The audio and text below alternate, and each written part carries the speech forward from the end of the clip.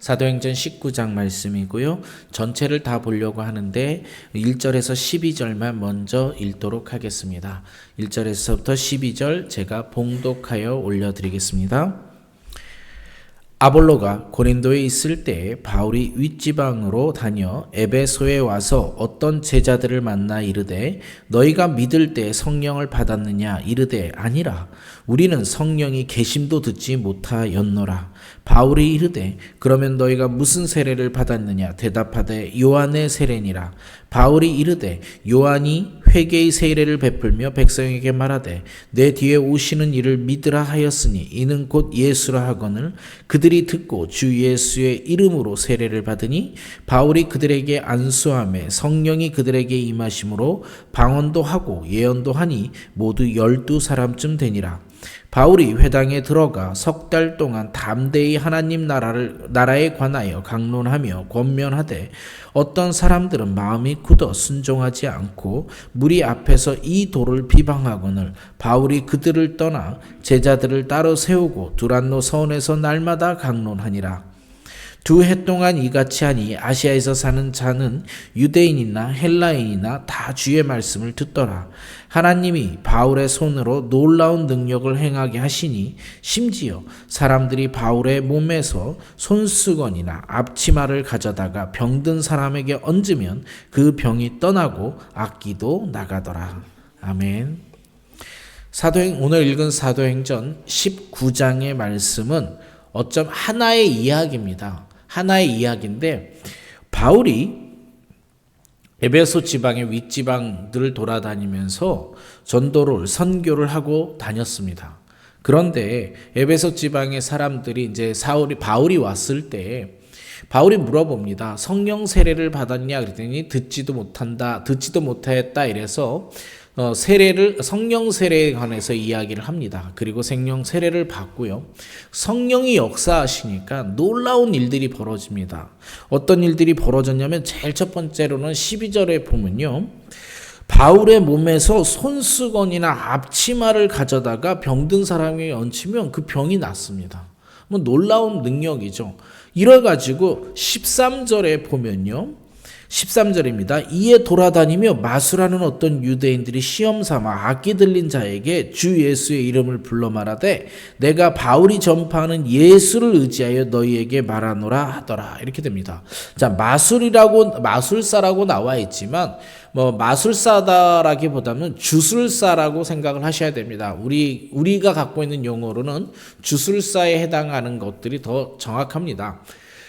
마술을 하는 게 아니라 막 주술도 행하고 이 병 낫는 걸 보니까 이 사람들에게 너무 부러웠던 거예요. 그래서 드디어 기독교에 가짜가 생기기 시작하는 겁니다. 진짜가 흥하니까 가짜가 나오는 거죠. 그리고 예수 이름을 사칭하기 시작되는 겁니다. 그런데 이렇게 예수 이름을 사칭하는데 14절에 보니까 이것도 재밌습니다. 14절에 보면 유대의 한 제사장 스게와 7 아들도 그 일을 행하더니 악기가 대답하되 이르되 내가 예수도 알고 바울도 알거니와 너희는 누구냐 하며 일단 먼저 여기까지 보겠습니다. 15절이요. 사칭하고 예수의 이름을 써먹으려고 하니까 악기가 대답하는데 악기가 예수도 알고 바울도 알아. 근데 넌 누구니? 이렇게 얘기하는 겁니다. 이게 이름만 된다고 하는 게 아니죠.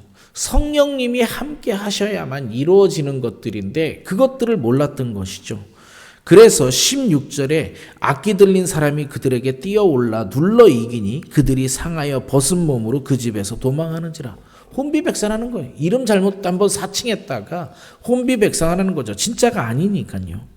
그래서 17절에 보면 다시 예배소에 사는 유대인과 헬라인들이 다 이 일을 알고 두려워하여 주 예수의 이름을 높이고 이런 일이 벌어지니까 성령님이 함께 하시는 일들이 벌어지니까 에베소가 난리 난 거예요. 그래서 유대인이나 헬라인이나 다 예수 이름을 찬양하고 예수를 두려워하기 시작하는 겁니다. 18절입니다. 믿는 사람들이 많이 와서 자복하여 행한 일을 알리고 또 마술을 행하던 많은 사람이 그 책을 모아 가지고 와서 모든 사람 앞에 불사르니 그 책값을 계산한 즉 은 5만이나 되더라. 이렇게 됐습니다.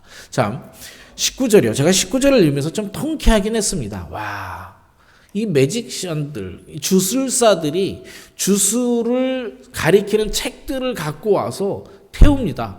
장사 미천이죠. 그리고 이 당시는 책값이 어마어마하게 비쌉니다. 이 책을 다 필사하고 종이도 비싸기, 가죽도 비싸고 종이도 비싸기 때문에 비싼 건데 그걸 다 태워버려요. 회계를 엄청나게 한 거죠. 이런 흥왕하는 일이 벌어지는 겁니다. 20절에 이와 같이 주의 말씀이 힘이 있어 흥왕하여 세력을 얻으리니라. 예, 성령님이 역사하니까 에베소라고 하는 그 큰 도시에서 기독교가 흥왕하게 되는 거죠. 그런데 이렇게 에베소에서 기독교가 전파되면서 문제가 발생합니다. 갑자기 너무 급격히 변하고 사람들이 소유가 있으니까 23절입니다. 그때쯤 되어 이 도로 말미암아 적지 않은 소동이 있었으니, 소동이 일어나요. 이 도 때문에, 기독교 때문에요. 즉 데메드리오라고 하는 어떤 은장색이 은으로 아데미 신상의 모형을 만들어 직공들에게 적지 않은 벌이를 하였더니 그가 그 직공들과 그러한 영업을 하는 자들을 모아 이르되 여러분도 알거니와 우리의 풍족한 생활이 이 생업에 있는데, 이 바울이 에베소뿐 아니라 거의 전 아시아를 통하여 수많은 사람을 권유하여 말하되 사람의 손으로 만든 것은 신이 아니라 하니 이는 그대들도 보고 들은 것이라. 우리의 이 영업이 천하여질 위험이 있을 뿐 아니라 큰 여신 아데미의 신전도 무시당하게 되고 온 아시아와 천하가 위하는 그의 위험도 떨어질까 하노라 하더라. 예, 에베소에 데메드리오라고 하는 사람이 있었답니다. 이 사람은 신상에다가 은을 입히는 사람입니다. 그런데 신상 장사는 이 당시는 남는 장사의 큰 비즈니스가 뭐냐면 아데미 신상, 아르테미입니다. 아르테미, 우리 그 로마식 아니 그리스식 이름으로 아르테미 여신이라고 하는 여신을 아데미 이렇게 얘기하는데요. 이 아데미 여신은 그 일대에서 큰 신입니다. 그래서 거기다가 여신상에다가 은을 입혀서 파는데 큰 상도 팔지만 주머니에 넣고 다니는 작은 상도, 집에다 모시는 작은 상도 갖고 다니기 때문에 큰 장사가 되었습니다. 근데 이 사람이 팔지를 못하게 된 거예요. 점점 사람들이 기독교로 넘어가니까 아데미 신상을 안 사가게 되니까 명분을 어떻게 되냐면 이 아데미 여신의 신전이 무시당하고 이 아데미 여신도 아시아에서 세력이 작아질 것을 걱정합니다. 그러면서 사람들을 모아서 소동을 피우는데 이 소동이요, 나름대로 또 하나 재밌습니다. 이 소동이 재밌는 게 뭐냐면요, 28절에 보면 그들이 이 말을 듣고 분노가 가득하여 외쳐 이르되 크다 에베소 사람이여 아데미여 하니 합니다. 즉 소동이 커집니다. 사람들이 점점 붙어서 커지기 시작하고요. 온 시내가 요란하여 바울과 같이 다니는 마게도냐 사람 가이오와 아리스다고를 붙들어 일제히 연극장으로 달려 들어가는지라. 자, 연극장으로 왜 들어갔는지는 모르겠지만요, 바울과 함께 했던 사람들을 잡아가요, 이 사람들이. 그리고 바울이 백성 가운데로 들어가고자 하니 제자들을 말리고 이럽니다. 즉 바울은 그들을 구하기 위해서 들어갔는데 제자들이 말려요. 또 제자들만 말리하는 게 아니라 또 아시아 관리 중에 바울의 친구가 된 어떤 이들은 그에게 통지하여 연극장에 들어가지 말라고 하더라. 예, 극장에 들어가지 말랍니다. 그리고 이미 아시아의 관리 중에 바울의 친구, 즉 바울은요 이미 이 2해 동안 에베소에서의 관리들하고도 어떤 친분을 쌓을 정도로 어떤 인맥이 많이 확장된 것이죠. 그리고 제일 황당한 것은 32절입니다. 사람들이 외쳐 어떤 이는 이런 말을 어떤 이는 저런 말을 하니 모인 무리가 분란하여 태반이나 어찌하여 모였는지를 알지 못하더라. 이것도 가만히 보니까요, 그래 요즘과 너무 같아요. 무슨 일인지도 모르고 대중이라고 하는 거 쫓아가는 경우가 너무 많습니다. 그러면서 자기는 안다고도 생각도 하고요. 어쨌든 이렇게 되는데 이 소동을 갖다가 진정시킨 사람은 다른 사람입니다. 33절입니다. 유대인이 무리 가운데 알렉산더를 권하여 앞으로 밀어내니 알렉산더가 손짓하며 백성에게 변명하려 하나 그들은 그가 유대인인 줄 알고 다 한 소리로 외쳐 이르되 크다 에베소 사람이여 아데미여 하기를 2시간이나 하더라. 즉 에베소 사람의 아데미여 여신상이 크다라고 계속 외치는 겁니다.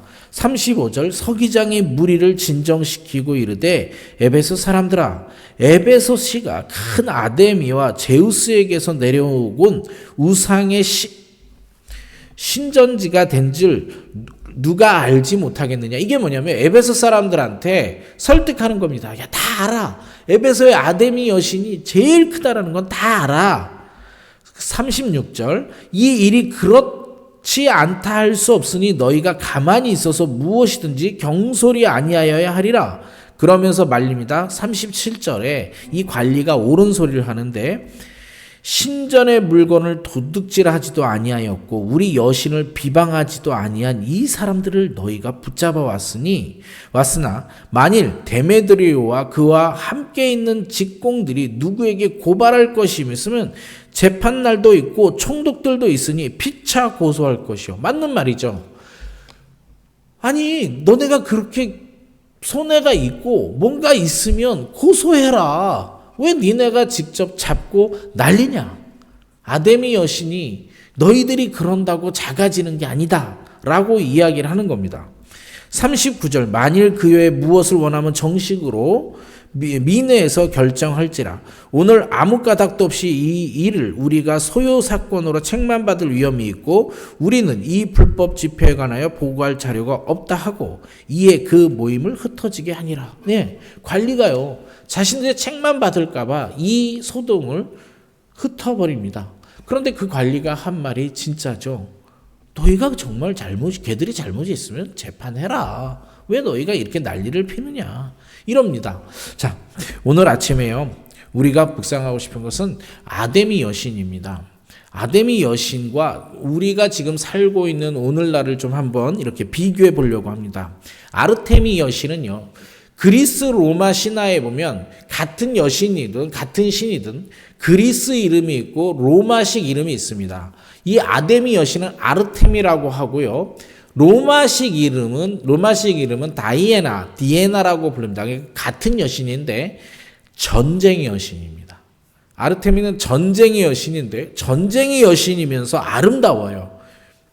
그러면서 풍요의 여신입니다. 자, 전쟁의 여신인데 아름다우면서 눈에 보이는 것도 있고 풍요의 여신입니다. 이 세 가지를 다 갖췄는데 이 여신에게 제사 드리는 게 조금 입에 담기 조금 그렇지만 한번 설명을 해볼게요. 일단 여신은요. 아름다운 것으로 설정되어 있기도 하지만 가슴에 유방이 24개나 있습니다. 이 여신상에 유방이 24개예요.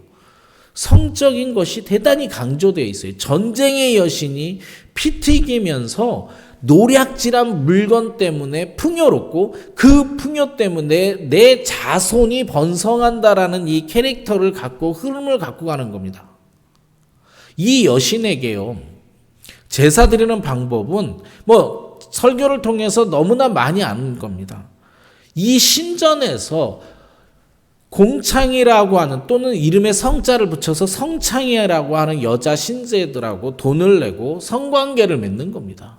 그게 그냥 제사법인 거예요. 이 여신에게 드리는 남자 사제들은요, 자신의 고환을 바칩니다. 이 여신에게 제사 드리는 1년의 큰 이벤트 중에서는요, 동물, 황소의 고환을 24개 바치는 것으로 시작을 한다고 합니다. 그러니까 이 여신의 컨셉은요, 이런 거예요. 전쟁, 피, 폭력, 거기에 재물의 획득, 그리고 성적인 것으로 연결돼요. 그러다 보니까 대단히 큰 여신인 거예요. 이 아데미 여신이 에베소에서 가장 큰 게 아니라 아시아에서 큰 신이에요. 왜? 사람들에게요. 폭력과 재물과 성에 대한 기본 개념을 신이라는 이름을 핑계 삼아서 허락할 수 있는 신이기 때문에 그렇습니다. 그래서 빅비즈니스예요. 이 사람들이 은장, 신전에다가 이 신상에다가 은을 입혀서 파는 게 큰 비즈니스인데, 아니요. 지금 바울이 와서 복음을 전하니까 사람들이 점점 그리스도로 변하는 겁니다. 그리스도교로 변해요. 그러니까 자기 자신들이 먹고 살 것이 두려워지는 겁니다. 2000년 전에 바울이 복음을 전할 때 성령님이 함께 하시니까 이 타락한 어마어마한 도시가요, 변화가 생겼어요. 그 변화는 사람들이 너무나도 급격하게 그리스도교로 도를 넘어가는 것뿐만이 아니라요, 주술사들이 무당이 회개하고 무당 풋거리 하던 것들을 다 태워버리는 역사가 일어나는 겁니다. 제가 이 말씀을 보고 있다가 오늘날도 다를 게 없다라는 생각이 듭니다. 오늘날도 너무 이 아데미 여신이 여전히 흥행하고 있는 거죠. 가장 대표적인 게 영화를 보면 조폭영화, 폭력영화가 너무 많아요. 피를 튀기는 것들로 사람들이 흥분하고 뭔가 폭력을 통해서 그들이 권력과 돈을 쟁취하고, 그리고 어떤 성적인 것들이 영화에 너무나도 많죠. 꼭 영화뿐이 아니라 문화가 그래요. 오늘날 젊은 우리 기독교인들이 점점 줄어들고 있는 이유도 이 아데미 여신이 추구하던 이 세 가지의 오늘날의 문화도 추구하고 있는 거예요. 그러다 그런 생각을 했습니다. 아니면 우리는 성령님이 함께 하신다고, 성령이 함께 하신다고 맨날 그렇게 말하는데 우리 주변을 변화를 못 시키고 있는 무력함을 발견합니다. 우리가 정말 성령님과 함께 한다면 무당이 회개해야 되고, 주변의 사람들이 다 도로 넘어가면서 흥왕해야 되는데 우리는 정말 그런 것 같지가 않습니다. 성령님이 함께 하지 않아서 그럴까요? 아니면 우리의 삶이 어떤 초대교회 2000년 전의 기독교인들과 같지 않아서일까요? 저는 잘 모르겠습니다. 그래서 오늘 아침 우리가 이 말씀을 듣고 함께 기도했으면 좋겠는 것은 이겁니다. 우리에게도 더 강력한 성령님이 함께 해주셔서 우리의 삶이 좀 더 거룩한 삶이 되었으면 좋겠어요. 대도시 이 LA예요. 너무나도 지금도 아데미 여신이 추구하던 폭력과 재물과 성적인 것들은 여전히 흥왕하는데 우리가 다시 한번 이 땅에서 흥왕할 수 있도록 기도했으면 좋겠어요. 만약에 전 세계적으로 잘 이루어지지 않는 일이라면 적어도 우리 예은교회에 있는 사람들은 오늘 다시 한번 성령님께 함께 해달라고 기도하고, 우리를 통하여서 이 LA, 우리를 통하여서 대도시 주변에 있는 사람들이 하나님께로 돌아오기를 소망하는 기도를 함께 했으면 좋겠습니다. 이 아침에 우리가 다시 한번 새 힘을 얻게 해달라고, 다시 한번 성령님이 우리와 함께 해달라고, 다시 한번 우리의 삶이 거룩하여 주변에 선한 영향력을 미치게 해달라고, 폭력과 재물과 성적인 것으로 가득 찬 이 땅에서 기독교인으로서 빛과 소금이 해달라고 하나님께 간구하는 기도를 하는 아침이 되었으면 좋겠습니다. 함께 말씀을 놓고 기도하겠습니다.